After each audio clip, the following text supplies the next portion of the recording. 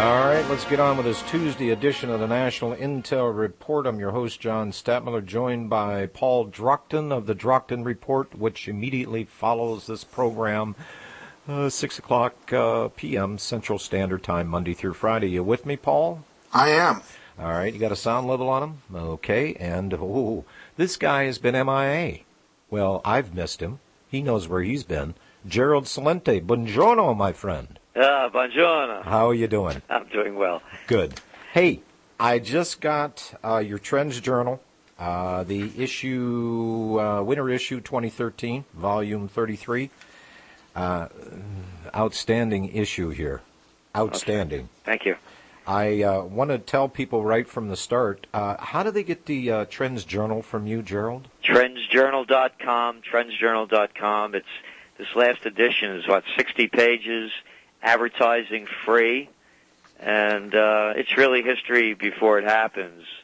And what we're doing is we're preparing people so that they can plan ahead for what lies ahead. And I can say with all honesty, there's no magazine in the world that does that like the TrendsJournal. Well, and Gerald, the reason why you're on this program, you are, and we are pleased to have you here. This is the best educated radio audience in U.S. history because it deals specifically with U.S. history, Constitution, the real law, not this democracy and, kangaroo courts and everything else. And the information that you bring back, you're always striking at the root rather than many people out there just hacking at a few branches thinking that that's going to prune the problem back. Now, we have fundamental and core issues at this country. If we have a ghost chance in Hades of coming back from, they have to be addressed. Your deal here on War and Peace, your reach back, this was some 12, 13 years ago, you were invited to VMI, that being the Virginia Military Institute, to elaborate upon your forecast of what new millennium warfare would look like. And you basically pulled out all the stops and you told them what for. What exactly thumbnail sketch did you tell them, sir? Well, that, how generals always are fighting the last war, and they'd be doing it again because World War III will be fought by weapons of mass destruction. I front-loaded one of my books, Trends 2000, that I wrote in 96, with the breakup of the former Soviet Union. People forget what went on. It was the black market of high-tech weaponry that was being sold really to all buyers. They couldn't find 100 suitcase-sized nukes. You're going to look at wars where dirty bombs go off in major cities, biological warfare. Look what happened, Paul and John, in the east over here when Hurricane Sandy hit. Mm-hmm. The whole place closed down. Yep. Could you imagine if a dirty bomb went off in, say, San Francisco, or a suitcase-sized nuke in New York, or biological warfare in Atlanta or Paris or London? Or how about a fire in a cruise ship engine room and people are stranded 4 days in the Gulf? Yeah. Let's not forget about the sexploits of whoever. Yeah. So when you really look at this and you can see the kind of destruction it would do economically, it's massive. And as long as the United States continues its expansion into foreign nations, and there's going to be payback. And as you saw with that TrendsJournal, you read my column as the introduction, I was talking about the French had just invaded Mali, not more than a couple of days before that. And I put a quote in there from the Christian Science Monitor saying that the Malians who were attacked, like them, hate them, who cares, not the issue, they said that there would be payback. And then the day that the TrendsJournal went out, payback happened in Algeria. Oh, and everybody screamed, about these radical militants, this and that. Payback's a bitch. You're going to attack somebody, don't cry when they attack you back. And they only could do it the way they don't have Mirage jets. They do something differently. So you were talking about in the introduction, the Constitution and the Founding Fathers. The Founding Fathers would be turning in their graves if they and the patriots that fought and died for freedom in this country, if they can see what Washington has become. It's not a shadow of anything that represented the Constitution. It was against what Madison believed, what Washington believed, what Jefferson. You go down the line. No foreign entanglements. It's really clear. Not so clear anymore. Well, I'll tell you what, I just, I am just blown away. I want to get around to the new fiscal cliff and the new cute little names they're giving it, and oh my gosh, military pay won't go out, and veterans are going to need our help. Well, God, Gerald, if we look back, when did the American empire and seeking control around the globe start? What was the one benefactor to this wonderful empire-building project? Wasn't it something called the Federal Reserve, fast and easy money in which to go spend to supposedly democratize and save the planet? Yes. And what was the issue? The major campaigns, presidential campaigns, throughout most of the 19th century, that a federal bank does not take over the nation. And they did on that, was it September 24th, Christmas Eve?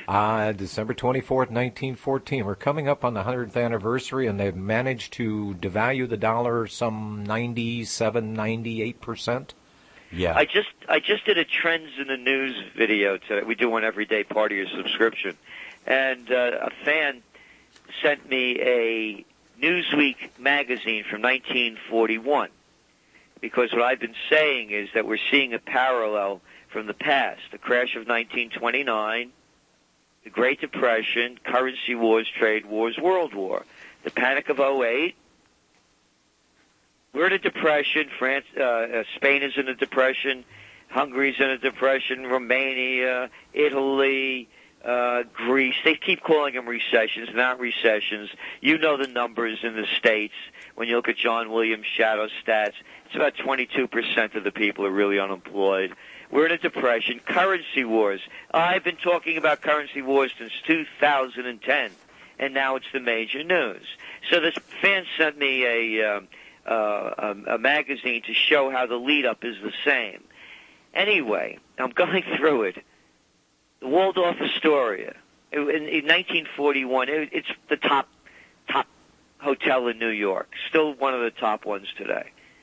Guess how much a single room was?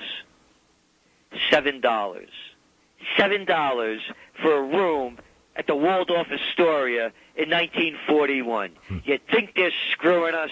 The average houses sold in the 50s for what, Gerald, $5,000? I remember my father, may rest in peace, he put his big 13-room house in Yonkers, $13,000. Oh my God! $5,000 in a lot of neighborhoods now won't even pay your property taxes.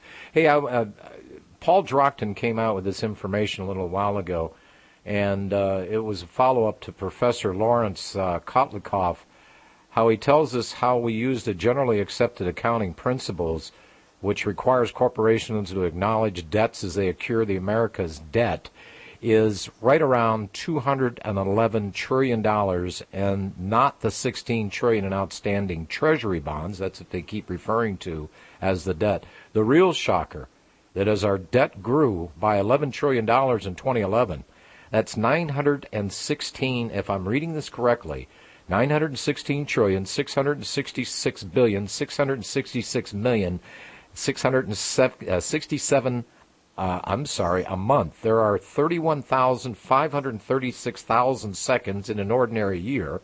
So we're talking 60 by 60 by 224 times 365. Anyhow, that all breaks down to about $347,705 a second. And try to get your head wrapped around those numbers. John, the other thing is, add on to that, the derivatives exposure that still hasn't been paid. I mean, we're talking the 5 major banks in the United States with $222 trillion of derivatives exposure that they transferred to the Federal Deposit Insurance Corp.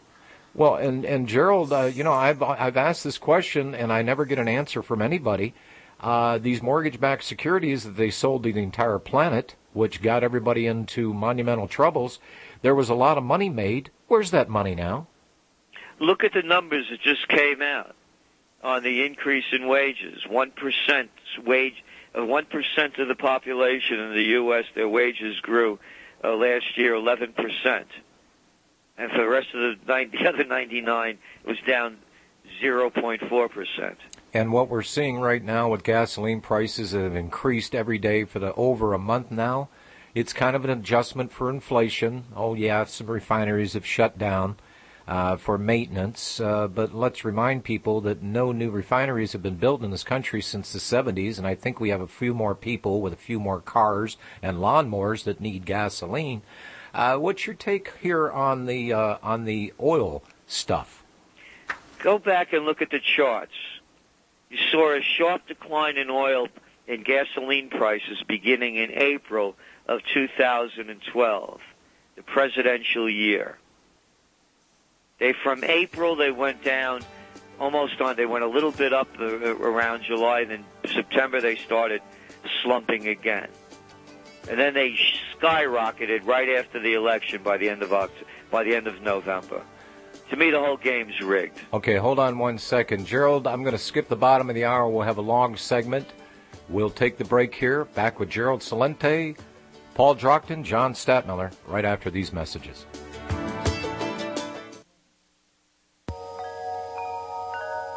Time to relax and unwind. What better way to do so than with Santa Barbara bells? For over 25 years, our wind chimes have been helping people to relax and enjoy life. Turn your home environment into a pleasurable experience. From the small overture chime to the large super bass, you will find just the right chime to enjoy. All wood, strings, and cordage are protected for long life, and all parts are rust-proof. You have 10 sizes to choose from. To see and hear more of the chimes, go to santabarbarabells.com or call us at 805-733-1513. Santa Barbara Bells is currently having a springtime sale.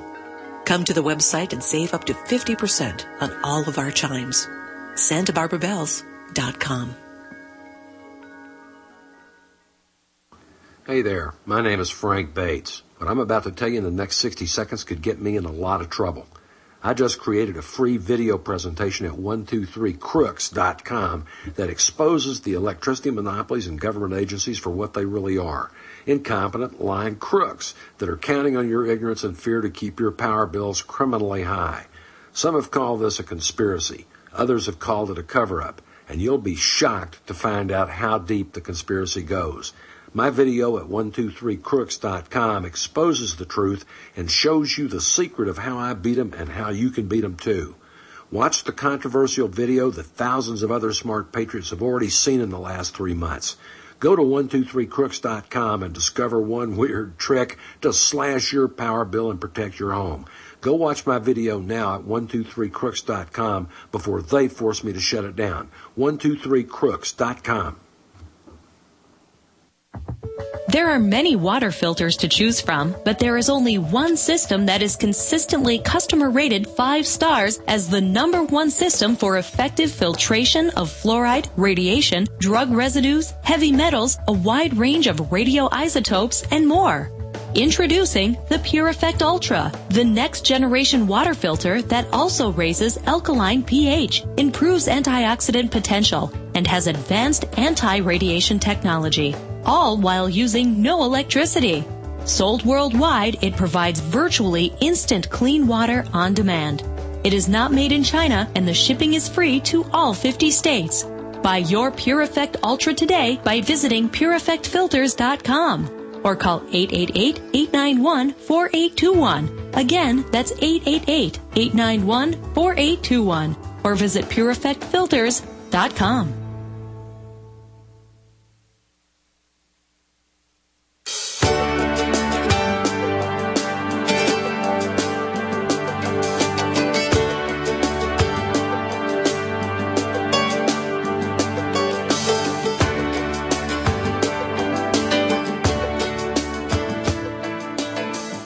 Celente, my guest today, along with Paul Drockton. By the way, a shout-out to Gerald Celente's media relations guy, nicest guy on the planet, Zeke West. You can always tell the individuals you're dealing with by the people that surround them. How long has Zeke been with you, Gerald? It's going on 4 years. He's a wonderful guy. Always a positive attitude. Always real friendly. Thank you. Yeah. By the way, your contributing editors, I noticed, is Dr. Paul Craig Roberts. I've had him on this program. Bennett Davies and Eldad Benery. Do any of these people ever do their own radio appearances? No, they're not really radio guys. Okay. They're especially Ben. Ben's a very scientific kind of guy, and Eldad does from time to time. Eldad Benery, by the way, was a former member of the Israeli Defense Force. Really? Yes, and he's very much opposed, as are many of my Jewish friends, to what's going on in Israel, and they make no bones about it, just like I make no bones about what's going on in the United States. And, we're not of that belief that if you say something negative about foreign policy of Israel, you're an anti-Semite. Well, and that doesn't fly around here. And Eldad Benery, yeah. You look at my list, there's Alex Silberman, Mitchell Skolnick. We're not anti-Semites, they're Jews, these guys. Well, and every one of them to the man would understand the difference between being a Jew and being a Zionist. Yeah, exactly. Yeah. And stealing people's land and invading other countries. And again, just like the United States, I don't pull any punches. I certainly won't pull any punch. I make this very clear, by the way. If I was going to give my money to anyone, any nation, I'd want to give it to Italy. I'm of Italian descent. Sure. And I don't want my money going there. So I certainly don't want it going to Israel or Albania or any place. Well, what do you think is going to happen with Hagel the Bagel being in there? Well, I believe that he's just one of the, he's just following orders. Yeah. That's all. He has no power. I understand that problem. John? Yes. I was just going to throw something in there for you in Gerald, and that's what's going on right now with gasoline. One of the things is that they've transitioned from the winter blend to the summer blend. And apparently the summer blend has more ethanol in it, which is grain alcohol. Uh-huh. So we're probably seeing the increase in fuel prices due to the increase in the price of wheat, barley, potatoes, corn. So literally this is a reflection of what's going on with the basic foodstuffs, I think. Well, interesting. Well, and not only that, I mean, Gerald, the government, it's 10% right now ethanol for a gallon of gasoline, and the EPA wanted that up to 15%. And all of a sudden, the car manufacturers came out and said, look, you start tinkering with that fuel, these engines are not designed for 15% alcohol, ethanol. It's got a myriad of problems, eats out seals, makes the fuel pumps go bad, water separates, drops to the bottom of the tank, you don't keep your tank full, you're sucking water up through your engine. They basically told the EPA, if you do that, we're going to be voiding our warranties. You're going to have more problems than you can shake a stick at. And one of the silver linings here, and I'm not corn for what? It's not for feeding cows, and it sure as hell is not for not making fuel. But there's a silver lining to this. It's genetically modified, so, hey, it's better that we burn it up in an engine than we burn it up in our body, which is no damn good for us. Well, to give you an idea of corn prices, if you go back to 2004, we were looking at, the futures market, $312 for the bushels that are traded on the futures market back in 2004, and that same quantity is selling today for $812. Jeez. It's a good thing we don't have inflation going on in the economy right now. Well, and for whatever we used to produce in this country, Gerald, whether it be oil, the finished products, this is what is never talked about in any publications.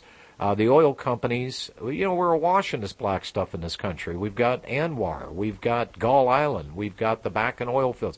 Look, we've got a lot of oil. But the problem that I'm seeing here is, these are corporations. They're multinational corporations. They refine products here, and they ship a lot of them out of this country for consumption around the globe. We're not taking care of our backyards. These people have gone transnational years ago. And if people, I don't know where the hatred for the oil companies has gone, but evidently, Gerald, they're comfortably numb now because I don't see the uproar in fuel prices. Well, again, because as I said, the fuel prices were kept low.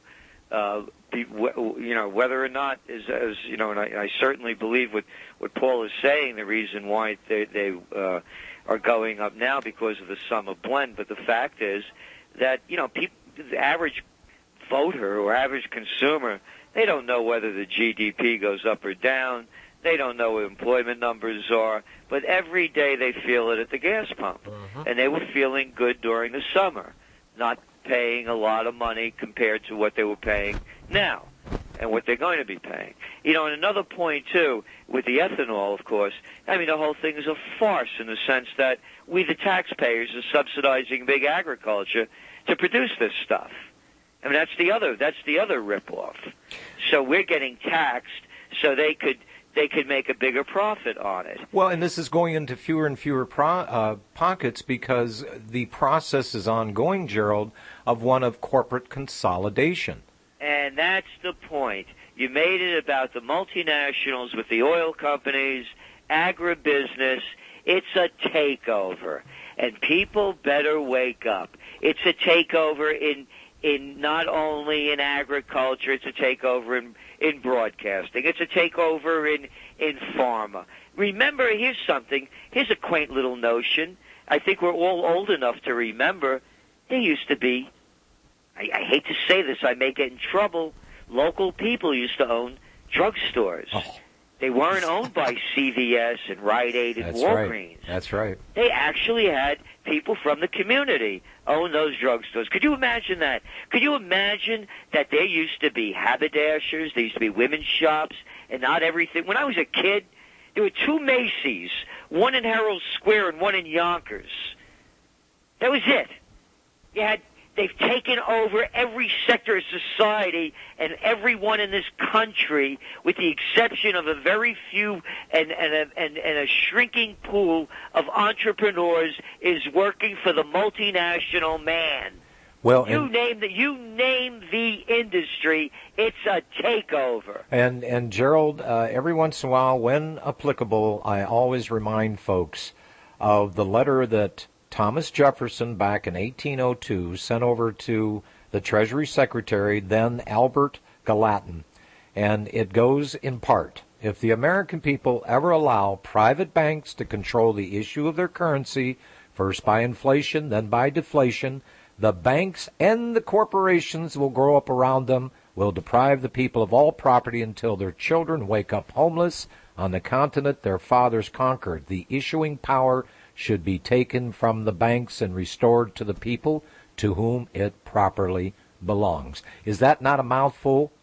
It's a mouthful. And that's how what's happened? Yep. Right in front of our eyes. It's a takeover. Yep.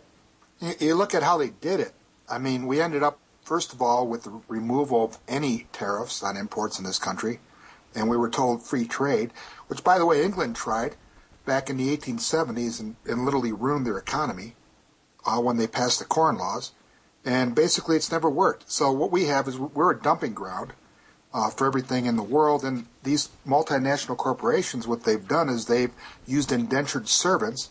For example, the purse makers in Malaysia, they get paid $1.26 a day to produce $400 purses, and obviously what they're interested in is what benefits them. The 1% controlling 98% of the world's resources, and the rest of us fighting for what's left.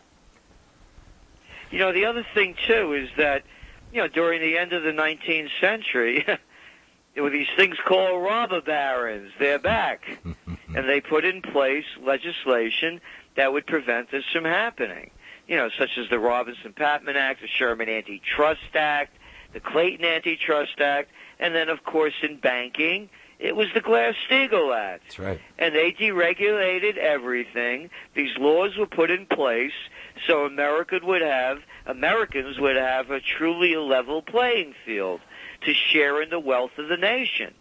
I mean, I watched this guy, Warren Buffett. What did he just bought a piece of Heinz? I mean, how many more billions does this guy need? You know, when's enough enough? Well, and how many years does he have left on this mortal coil? How much is enough? You're right. I mean, and that's what's going on over here. And these are the people that are lionized by the press, by the media, and by the administrations. So it's a takeover. Everybody in this country has become a slave to the corporations. It's as simple as that. But you know what's going on, Gerald, right now? I was just talking to one of the grand dames here that has been, you may or may not be aware of her, Bernadine Smith from the Second Amendment Committee. She's out in Hanford, California. Had her own business for a number of years, still does that, but she has been compiling information and disseminating it for more years. I talked to her today than we would care to add up between the two of us. And this issue of somehow that history has to be buried with the dead people is absolutely wrong.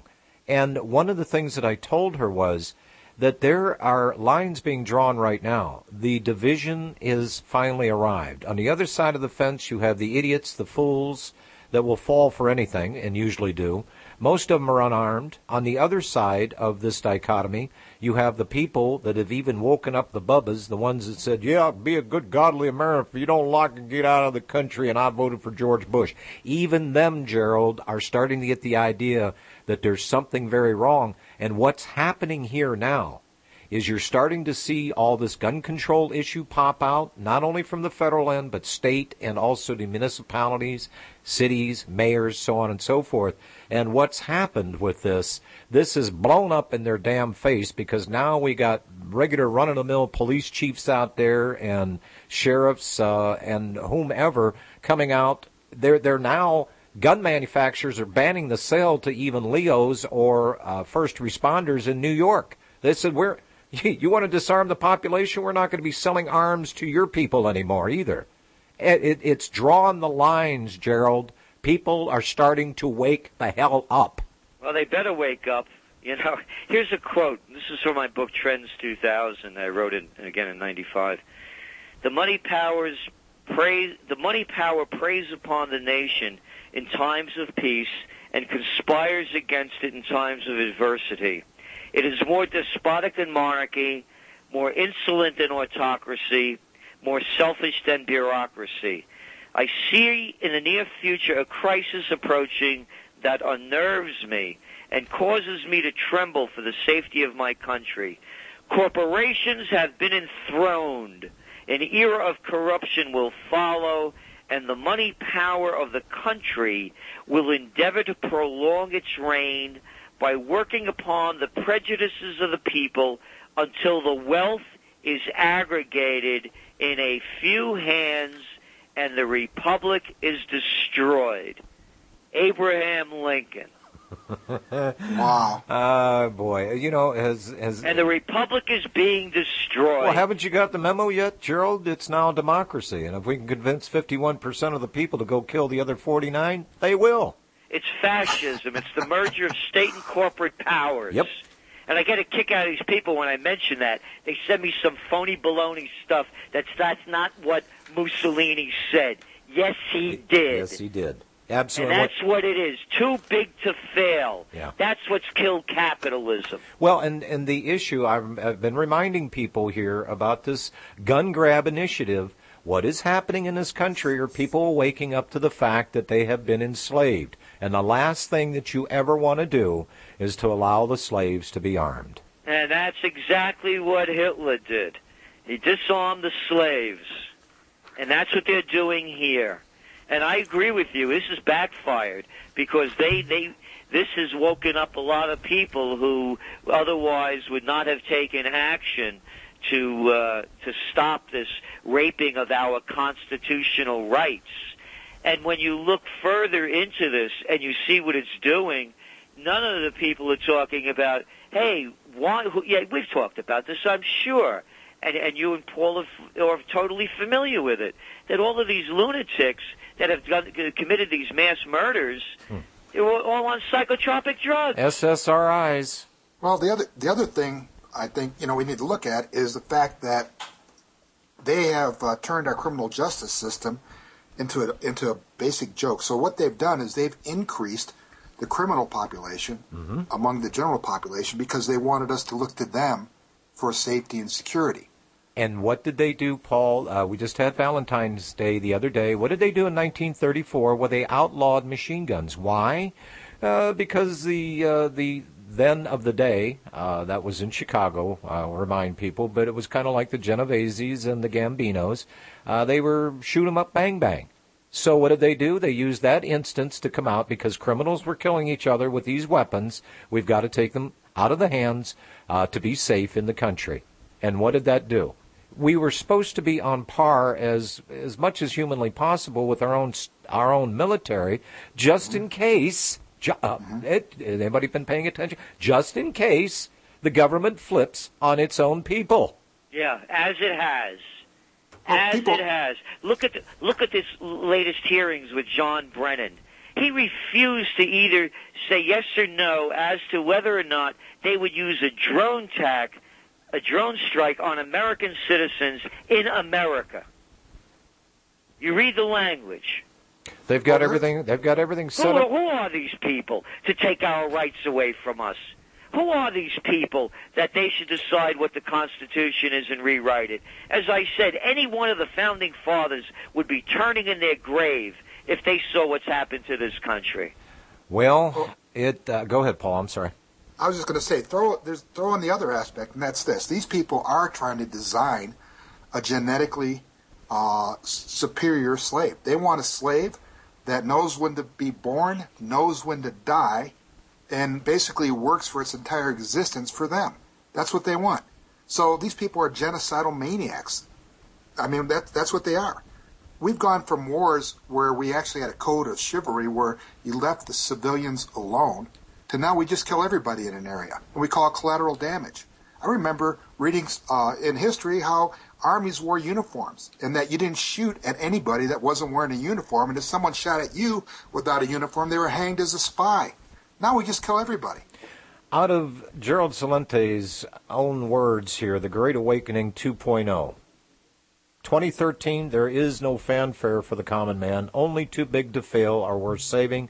And more of the common men and women have come to realize it. Around the world, distrust and disenchantment in turning into universal disdain for and hostility toward the new millennium ruling class. Whether it be government-imposed austerity, they have pushed billions into poverty, bankers' swindles that have turned multi-millions of foreclosed homeowners out in the streets, or vulture capitalists who have sold off valuable property, profitable companies, assets, driven thriving businesses into bankruptcy and outsourced jobs to cheap labor markets. Yes, the Great Awakening 2.0 will precede the Second American Revolution, but this time the roots of the revolution won't be found in religious conflict, especially in Western countries where the once faithful flocks of established religions have long since dispersed, and the power of the clergy has greatly diminished. And like the first awakening, the new awakening will also be based on spiritual fundamentals. But unlike the 18th century religious revivals, this time people will search for and discover that God that they seek and vow to obey lives within their souls, believing in themselves and believing in what they're doing. They will do it. Gerald, I couldn't agree with you more. It has now become a foot race. Literally, they're trying to destroy this country. They're trying to incite a revolution, and we've been very, very patient about this. And we've taken a political process, we've taken one of education, and we've kept the arms in the closet for the time being. But as I said earlier, the slaves are waking up to their own slavery, and they ain't liking it, are they? No. And, of course, the revolution that we want is not ones of guns and armies. We can do this with the spirit and the mind. You know, look at who the people are. They're the political mafia. They call themselves Republicans and Democrats. I think you said the names were correct before, the Bananos and the Gambinos. And they can be defeated through the truths and morality, and not guns and violence. Look, I'm a close combat practitioner, a martial artist. I used to teach it for many years as well.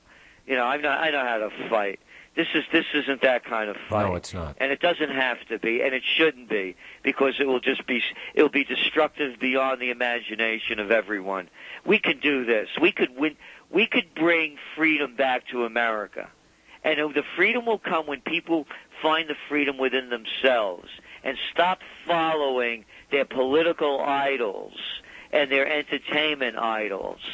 And they find the truth. My definition of hell, the motto of the TrendsJournal, by the way, think for yourself. I don't tell anybody what to believe. This is the way I see it. If you like it, fine. If not, that's good. My definition of hell is taking that last breath and knowing that you weren't true to yourself. You weren't the person who you said you were or could have been. And to me, when more people start waking up to that truth, then they're not going to take the crap coming out of these politicians' mouths. They'll find their courage, their dignity, their respect, and their passion to create a future that is deserved of both themselves and of the nation. Well, Gerald, I'll tell you what, those are eloquent words, and I couldn't agree with them more. And here's the deal.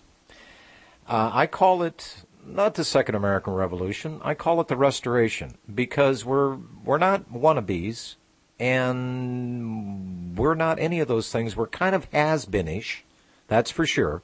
We were once great and can be again. And it was under the rule of law that was fair and equitable to all. It was under the Constitution and its principles. And all we have to do, it's like an old Model T. If you want to restore it, it's going to take a little time, it's going to take a little effort, but it will once be as great as it was for the time, the Model T, compared to today. But you get the point. This is a restoration process. That's right. We've already had it, and we can have it again. Give me some bullet points here. I've never asked you this, Gerald.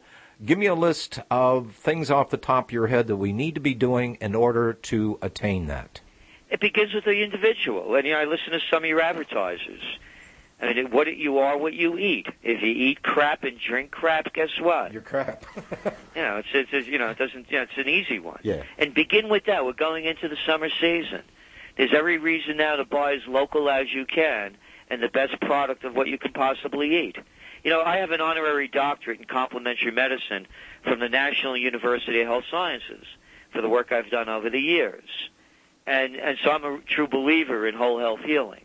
So that's number one. You get in shape physically, emotionally, and spiritually. And from that, everything else begins to change. And that, to me, is the first step. There's this wonderful saying, a Hindu saying, when the student's ready, the teacher appears. Anybody that's really practiced at anything knows what I mean. I took Okinawan Te for, about 15 years. And then one day my Okinawan Te teacher said to me, listen, I found somebody that's, is the real deal. You're going to have to forget everything that you learned. And this is after coming back from the Dominican Republic and beating the middleweight guy out of the Taekwondo champion in the Dominican Republic. I had to forget everything that I learned because there was another way. So I had to break my belief system. And so that's the second part, is the spirituality. It's looking within inside and finding the truth. And so nothing is going to change until the individual changes, and looking inside yourself and saying, this entire system is corrupt. There's no equity anymore at any level. People, look, not one head rolled on Wall Street. No. If I was still a guy growing up in the Bronx, I would be saying, look, let's do this dirty deal. And John would say, oh, no, Gerald, that's not right. And I say, what are you, a dope? Everybody else is ripping us off. You're going to play it straight? And that's what's going on. The fish rots from the head down. And so until the individual changes, nothing is going to change. So again, spiritual, emotional, and physical. And I still buy gold, and I'm buying real estate. But I'm not buying just any real estate. I just bought a 1750s building, and I bought the 1774 Academy in Kingston, New York, on the most historic corner. You know what I got loans for? Commercial loans at 3.25%. You and Paul are talking about how they're devaluing the dollar. I'm going to pay this stuff back with with funny money. Everybody knows that this cannot continue, that they can't quantitative easing. How about calling printing it money? You know, one of the things you mentioned, martial arts, one of the first things you learn in martial arts is discipline. And any instructor worth his salt won't take a guy that wants to be a Billy Bad Butt and just kick butt. It is a journey of self-discovery. It is one of discipline. And you're right, Gerald. It's about changing your viewpoint and learning anew. And you're right about what you said too. You know, if anybody wants to see who I used to train with, as a matter of fact, Zeke West trains with him now, is attackproof.com. It's attackproof.com. So I was mentioning that Hindu saying, when the student's ready, the teacher appears. And so I was telling you a story about how I was ready. I was disciplined every day. And when the people are ready, the leaders will appear. That's my belief. And right now, the people are not ready. Look what this nation looks like. My God, how the people dress, how slovenly they look. I remember when flying on an airplane used to be a wonderful journey. Oh, there you go for some nice deregulation. I remember when it happened under Jimmy Carter. They regulated the air for a purpose, and it was really tightly controlled. Do you remember all the different airlines there used to be? Oh, my God. Do you remember how they used to fight to see who was going to give you the best service? Mm-hmm. I can remember Allegheny Airlines with its prop-driven planes. You felt like you were in a Mixmaster, but they were cheap and they got you there on time. Yeah, and then if you wanted to keep stepping up, I remember the days of lobster thermidor. First class. Yeah. And you're right. This country culturally, I call it the culturally deficient, that they're reveling in their own ignorance and their own poverty. Their lives have become a reality show. They don't realize that they themselves are the real part of this, and they're playing out some pseudo relationship with fictional created scenarios. Look what they call hipsters. Guys with like a 3-day growth beard, a stocking cap on their head, and a plaid shirt.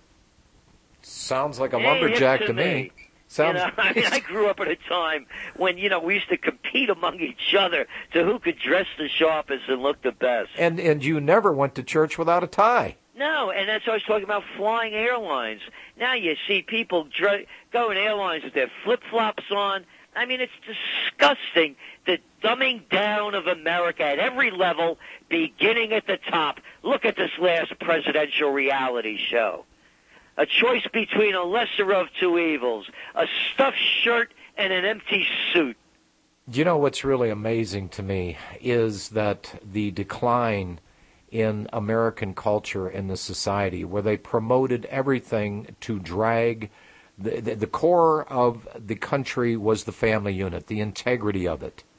And they have done everything to split it apart, put it asunder, just pump all kinds of immeasurable garbage into the heads, and this is what I call them. And it doesn't necessarily tie to skin color or race, but it's the subculture that's being hailed and promoted. I call them the culturally deficient, and they're reveling in it. They want us to be. They want to be able to trade us like slaves, and slaves don't have families. Exactly. So the destruction of the family unit was necessary because, for them, they want to be able to exchange us without the ties. Again, you look at, go back to Ella Fitzgerald, and then you have, a Nicki Minaj. I'll give you the words from Nicki Minaj, this big star. This is the words of his song. You a hoe, you a hoe, you a hoe. You a hoe, you a hoe, you a hoe. You a hoe, you a hoe, you a stupid hoe, okay. You a hoe. I mean, think about it. They took the lowest common denominator of society, the most vicious criminals in the prisons that they wouldn't give belts and shoelaces to because they kill you with them, and they made a fashion statement out of it. Wear your pants down below your butt and have no shoelaces on your shoes. Wear your a baseball cap backwards and really talk stupid and sing like a moron, and it becomes it becomes the national anthem. Gerald, I got some. Every dark cloud has its silver lining. I don't know if about 3 weeks ago there was a woman down in Atlanta mall, and it was actually the manager of the mall that took up the duty as playing security guard himself. And he had this woman and 3 kids. She was causing a ruckus, and he asked her to leave. She was just all up in his face, and the language, I couldn't even play the clip on the air, but suffice it to say, he didn't call the cops. He handled the situation himself. He told her, stay out of this mall. I'm warning you. She got in his face, started slapping him. He tased her. And the beauty of this is this went viral. I can't tell you, there's got to be probably 1 million views to this. A lot of black people in this country came out and says, what is wrong with you people? Why do you keep doing this? Gerald, I'm here to tell you that the people themselves are starting to put this down. This isn't just a little white guy behind a microphone talking stuff. No, this is coming from the culture that is tired of this crap, that have seen the damage that has been done, and they want it ended. They want it over with. But take a look at where those ass-crack wonders came from. What did they do? They left the southern borders open for all the drugs to flow in, all the cartels set up in every major city. Drugs are flowing into the streets. Crime is rampant, murders, whatever else. It's to put the culture asunder. And I've had enough of it, Gerald. Well, you know, one of the things we write in this last TrendsJournal, in the current edition, rather, is party time. And we're showing how we're playing a parallel to the 30s. You know, the swing time didn't happen until 5 years into the crash of 29. And now we're just entering into our 5th year here. And we believe we're going to see a cultural change. And people feel in their bones that something's not right. Oh, yeah. And you're going to, and so for entrepreneurs to recognize this, you're going to start seeing a lot more young people dressing up, particularly the men, because they're the biggest slobs right now. The women like to be more fashionable. And you're going to, we're picking it up already in our research, where people, with the younger people, are raising the bar. So from, you know, it's Renaissance or ruin. And remember that the Renaissance began after the Black Plague, when 60% of Europe was decimated. Yeah. People realized we're doing something wrong. A Renaissance is a rebirth. And they used to say at the height of the Renaissance in Florence, alle Romana e all'antica, in the manner of the Romans and the ancients, to describe the quality of their work. So we could have an American Renaissance. We're Renaissance ready as we see it. Boy, truer words were never spoken. It is high time. Gerald Celente, the TrendsJournal. Folks, let me just put it to you this way. On the geopolitical, military, whatever is going on around the globe, financially, economically, it's in the TrendsJournal. TrendsResearch.com. Or just simply call them at 845-331-3500. Sign up. You get the videos that Gerald does, and they're highly entertaining in his very nice surroundings. And it is well worth the time. And use this as instructional material to go wake up the rest of America. We're getting there, Gerald. We're getting there. And thank you for all you're doing, and thank you, Paul. All right, I think he muted himself out. Gerald, next month we'll see you again. Okay, thanks so much. All the best. Thank Bye-bye. you. You too, sir. Unmute yourself, my friend. He hit his mute button. Oh, he's off? Okay. Well, see if we can get it back. He had some internet problems yesterday, and he had a drop, and it came back on. He was on telephone for a few minutes, and then it came back up. So he might be having that problem again. If we can't get him back up on that, try the old telephone. I think the hard lines are still in place. At any rate, I'm just pleased as punch. What I want to do here to give a variety to this Tuesday program, we can't ever replace Bob Chapman. We all know that. This man had been doing battle with the ne'er-do-wells and the socialists and the communists and everybody else since the 60s. Bob is gone. But people like Gerald Celente are still there. I'd like to get Jim Willey on this program for a Tuesday. I want to keep ranting Andy Hoffman for a Tuesday. That leaves one slot open. I haven't picked out who it is yet, but I promise you, folks, that the Tuesday show on Republic Broadcasting Network, hosted by yours truly and joined by Paul Drockton, we're going to make this an ass kicker. Excuse the French, but there's no other terms. I'm here to chew bubblegum and kick ass, and I'm fresh out of bubblegum. We'll take the break here, come back on the other side. We'll take your phone calls at 800-313-9443. We'll do more of that right after a little bit of business for the network. We'll be back in about a minute and 20 seconds. We must take America back. We must take America